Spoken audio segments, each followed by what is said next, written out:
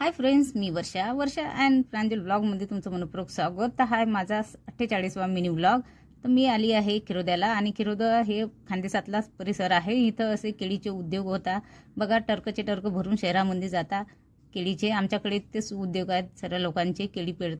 मावस ननदच्या घरी आली आणि त्यांची मुलगी मस्त अशी डिझाईन काढत होती बघा, की छान डिझाईन काढत आहे आणि ग्लू भेटते आणि हे मनी भेटा लावण्यासाठी.